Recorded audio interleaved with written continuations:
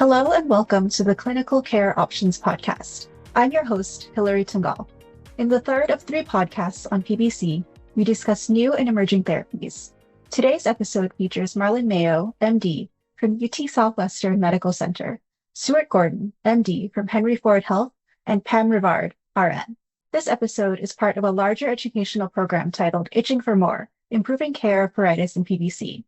To follow along with the slides, along with a link to the larger educational program, please visit the show notes for this episode. Now, let's get started and hear about newer treatments for PBC. So we're going to be moving on to some more exciting data coming up, new and emerging therapies. This is sort of the good part and the nice role that the pharmaceutical industry has played in sort of the development of some of these agents. So I think now it's sort of time to really ask Pam, what are the gaps in management? You know, where do we stand from the patient perspective in the management of PBC and in particular pruritus? And how would you like providers to assess your itch also? Good question. Let me begin with this. As practitioners, this is a stick in my craw, if you will. It always annoys me, no matter who I'm seeing, if the itch issue comes up. Number 1, they tell me to use calamine lotion. Number 2, they suggest oatmeal baths. Don't do that, because if you've got a patient who itches like this, first off, we already tried that decades ago. It doesn't work for us. It puts us back like, okay, here we go. And then the next question will be, do you have a lot of stress on your job? Are you depressed? Are you a high anxiety person? Unless you think I'm joking about that, the few times that I've contemplated seeking urgent, emergent care because it was out of control, the itching, the number one thing that kept me from going was, I'm going to have to go through all of these MAs, all of these RNs in triage, residents, doctors coming in to see you in the ER bay, and they seem to get stuck on your psychological state of mind. Why are you itching like a wild woman? And if you get off, if I perceive that that's where you're going with this, and all you want to do is prescribe a benzodiazepine, or calm me down with something and send me home, I have not communicated to you what the problem was. If I'm coming across as that hysterical, maybe the itch did that to me. I mean, I can do that with pain on a pain assessment. I can tell you that when I'm at 5 or 6, I'm a rational human being. I can talk to you and tell you what the pain is, describe it. But once I start hitting 7, that heart rate's going up and I'm starting to get really antsy. And by the time it's 8, it's really hard for you to distract me, bringing me back to describe it. And I would say the same thing goes with itch. So that's that piece. I've said it.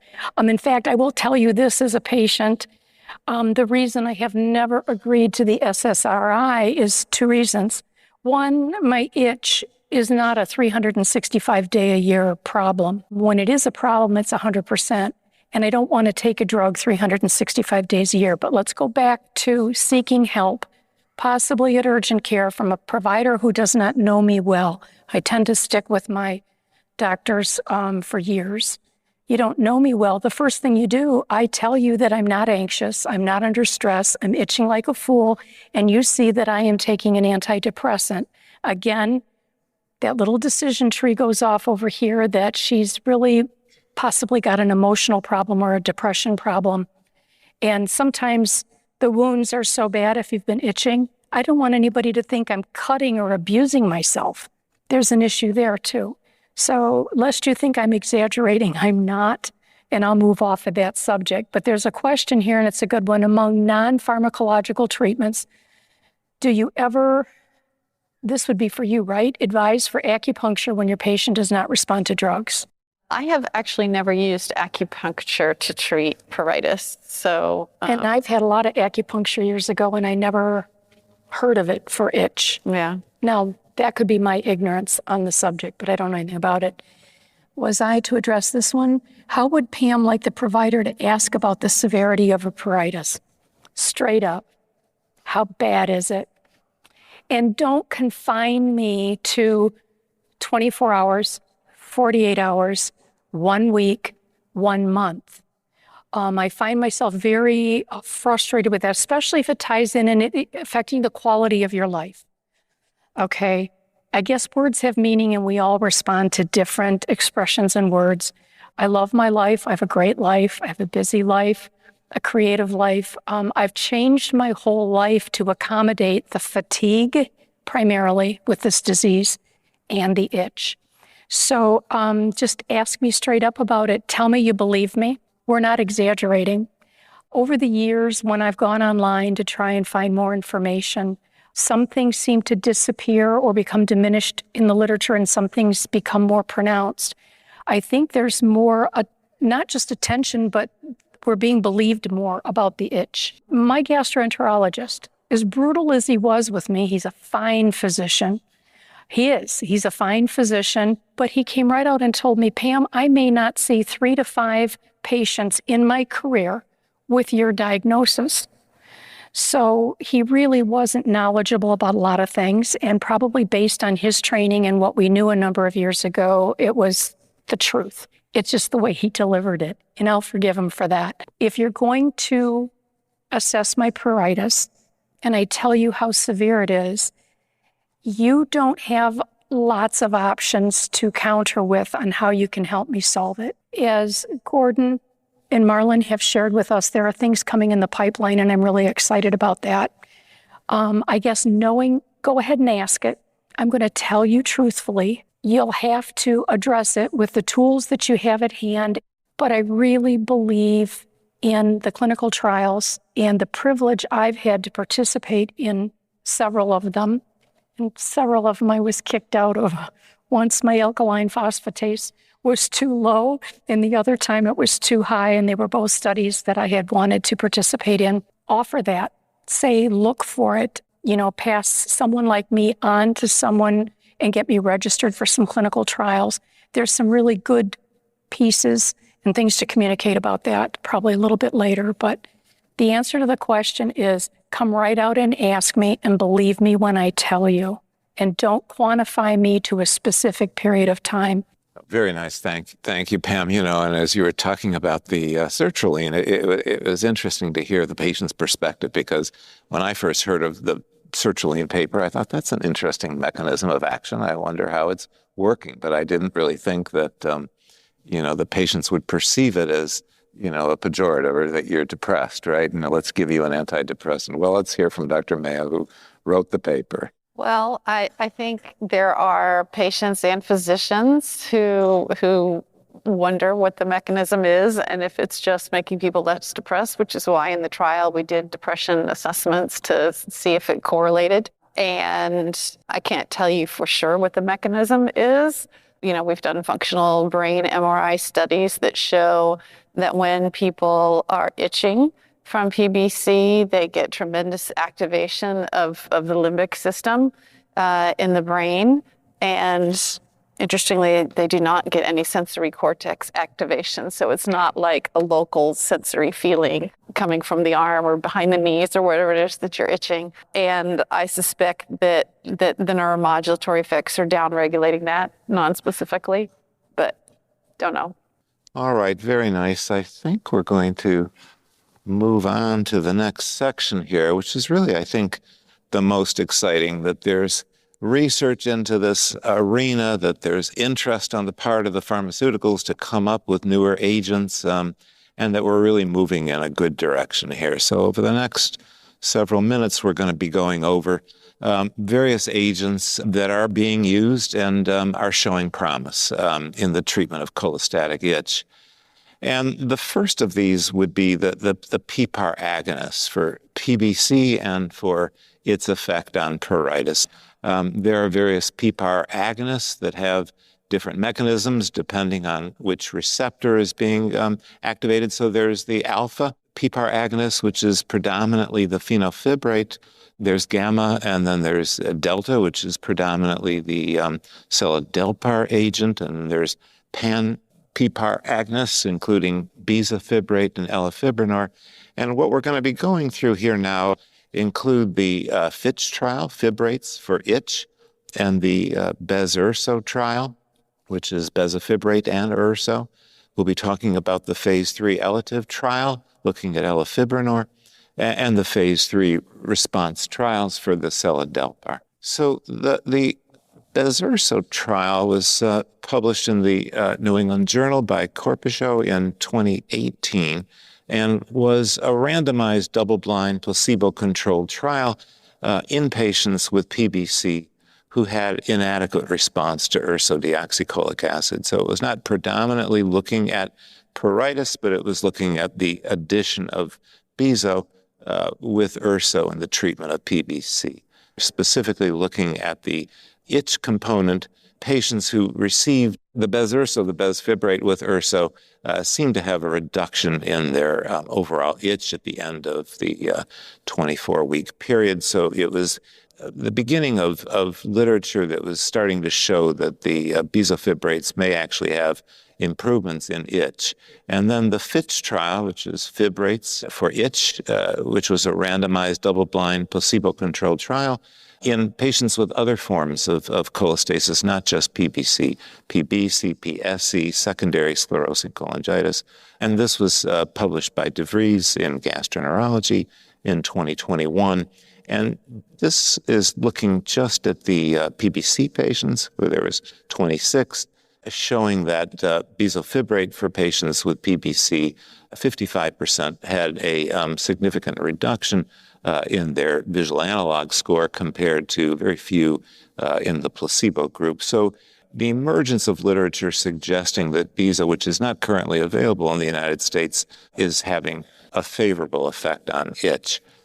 This is the ELATIVE trial, which was published by Cowley in New England Journal earlier this year. This is, of course, the phase 3 elafibranor trial for second-line treatment of PBC. These are all patients who failed to respond adequately to urso, and this was a double-blind placebo-controlled trial, phase 3 in PBC patients who are unresponsive to urso. And this is looking at the itch component. There's a separation early on and a trend toward improvement in the itch score over the course of the trial, and in particular, looking at the itch domain of the PBC-40 questionnaire as well as the 5D itch score.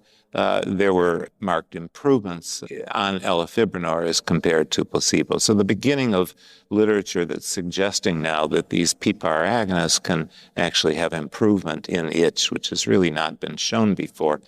And then, if you recall, there were 2 phase 3 trials for the seladelpar agent, both the ENHANCE and then the RESPONSE trial, where there were pruritus questionnaires throughout the course of the trial. All of the patients, as with elafibranor, completed their itch questionnaires throughout the course of the trial. And in addition to the benefit in the PBC and the alkaline phosphatase itself, there was marked improvement in pruritus that began about the first month and became significant by 6 months and was really maintained throughout the course of the clinical trial. So very exciting literature to suggest now that these PPAR agonists may be meaningfully helpful in the pruritus as assessed by various parameters in patients with PBC. And again, this was stratified by patients only with NRS scores greater than 4. So these are the patients who itch the most. So where do we stand now with PPAR agonists for second-line treatment of PBC? Here's the current FDA approval status. Seladelpar was approved on August 14th of this year and is indicated as combination therapy with urso or as monotherapy in patients who are intolerant to the urso. Elafibranor was approved in June of this year in combination therapy with urso or in patients who are intolerant as monotherapy. And then there's Beza plus obeticholic acid. Obeticholic acid has been approved since 2016, and there's ongoing trials now looking at the combination of bezafibrate plus OCA in a fixed-dose combination for the patient population of PBC patients non-responsive to UDCA. Well, the next interesting category is the inhibitors of bile acid transport, the so-called IBAT inhibitors. And I'm going to go through a few of them here now because this is really very exciting data and a lot of it is just hot off the press. We have maralixibat, which is indicated for pruritus, but not in PBC. And the same with odevixibat, which is These two are indicated mostly in the pediatric population for patients with Alagille syndrome, and is also indicated in PFIC, progressive familial intrahepatic cholestasis, which is an entity that a lot of us don't necessarily think about in our AMA negative PBC patients, but it should be on our list of in the differential diagnosis to consider. So the maraliximab is given at 190 micrograms per kilogram per day. It is in a liquid form. Odevixibat can be available in a powder format at about 40 micrograms per kilogram per day, and both are approved for pruritus in Alagilles and in PFIC. And so there are side effects, GI toxicity side effects, but they seem to be less in the pediatric population than in the adult population, presumably related to the different gut microbiomes in the pediatric population as opposed to adults. But what I'm told from my pediatric hepatology colleagues is that it's generally very well tolerated. And importantly, there was a nice paper by Sokol in Hepatology in 2023 where the event-free survival was actually improved in these Alagille patients if they witnessed a greater than 1 point improvement in their itch scores. So very intriguing data coming out now on these two IBAT inhibitors. There are two others that are now being looked at for the pruritus of PBC in particular. There's the linerixibat trial, which is GLIMMER, and this was published, the 2B study in CGH, and we'll show that next, and this study is complete. And there's also the GLISTEN trial, which is ongoing, which is the phase 3 trial, registration trial looking at linerixibat for the treatment of PBC pruritus. So this was the GLIMMER trial. The lead author was Levy, and it was in CGH last year looking at linerixibat for the pruritus associated with PBC. So this is a randomized multicenter trial, 2B, so it was dose finding, looking at patients with PBC who had moderate to severe pruritus. Again, there were some GI toxicities that were seen compared to placebo. All of the doses led to some improvement in the itch score. And in particular, in the ITT analysis, none of these different doses met significance in the mean worst daily itch score here, whereas in the post-hoc analysis, looking at the worst itch score, and in particular on a monthly basis, there were differences that were seen in the per protocol analysis, and in particular between placebo and the 40 milligram BID dose, and that is the dose that is moving forward in the phase 3 trial that is ongoing now, looking at linerixibat for the treatment of pruritus and PBC. So exciting stuff coming out there. It's nice to be able to show some newer data and hopefully a preview of coming attractions. And so I will turn to Marlyn now and say, how do we best interpret these findings, both with the PPARs, agonists in particular, to start off with, and the treatment of PBC-associated pruritus? Thanks. That was a great review, by the way, of all of the A lot of stuff. totality of pruritus data in our new agents. I think the effect of PPAR agonists on pruritus is real because we've seen it now in multiple trials with multiple agents, right? We got bezafibrate, seladelpar, and elafibranor, which have all demonstrated an effect on pruritus in one way or another. But I think they're not the magic bullet that we are all hoping for. The data that you just showed, the average reduction in itch was about 2 out of 10 points for most of the agents, 1 to 3. So if somebody's starting with an itch of 8 out of 10, yes, it'll make them feel better, but it might just bring them down to, from severe to moderate or from moderate to mild and not like completely abolish the itching. I think with the PPAR agonists, they are approved as second-line therapy. And so they are given in a situation where the patient's initially treated with ursodiol or attempted to be treated with ursodiol, and then you wait some period of time, 6 months to a year, at least 3 months, before you determine that they're not responding biochemically, and then add in that agent. And if somebody has severe pruritus to begin with, I don't think it's fair to the patient to wait that long to initiate therapy for their pruritus. Also, you're going to have a lot of difficulty because these drugs are new on the market in the US and still under patent and not cheap. And insurance companies are still, figuring out how they're going to handle this. It's difficult to get insurance coverage if the primary indication that it's approved for is not there, right? So I think the effect is real, but I think it's helpful, but there are some stipulations such as, patient access, when you can treat them, how long you have to wait for them to treat them, et cetera. A nice overview, and these are sort of the realities that we're putting up with in the clinic right now as we speak, in terms of indication, which patients, how long, when, et cetera. And we have patients who itch who are not necessarily PBCers.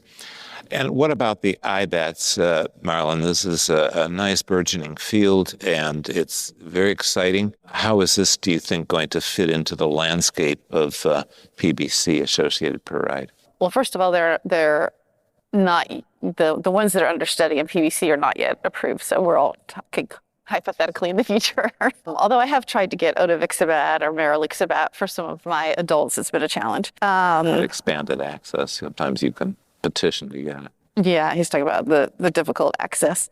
But I think the IBAT inhibitors, because they are being tested explicitly with the primary indication of treating pruritus, unlike the PPAR agonists, have the potential to be a first-line therapy. I think the IBAT inhibitors are going to be another card in my hand that I can use, hopefully, to treat patients. They are also not a complete magic bullet, but can improve pruritus, as the data that you showed. And as I'm laying out the cards and discussing the pluses and minuses, there are pluses are that these drugs are not absorbed, so there's very little interaction with other medications, they're easy to take. Minuses would be that you're going to probably most likely have more frequent bowel movements, because especially in the beginning when you're flushing all those excess bile acids out in the gut. And that may be very tolerable to some patients, but if you have somebody who has IBSD or something, that may not be tolerable. So I think they have the potential to be a first line. It's just going to be another card in my hand to potentially play. Very nice. I would agree with all of the assessments. They come with advantages and potential challenges and exciting times to come. I think that the take-home points here is that there are additional therapeutic classes that represent promising treatment advances to help patients with pruritus, and in particular cholestatic pruritus. 2 PPAR agonists recently gained FDA approval for the second-line treatment of PBC, both seladelpar and elafibranor. And then BEZA plus OCA has an orphan drug status, but is not yet FDA approved. And phase 3 clinical trials of linerixibat for PBC-associated pruritus are ongoing. Thank you, Doctors Mayo and Gordon and Pam, and many thanks to you, our listeners, for joining us. As a reminder, to view the full program, Itching for More, Improving Care of Pruritus in PBC, please click the link in the show notes. And be sure to check back regularly for more episodes on important topics.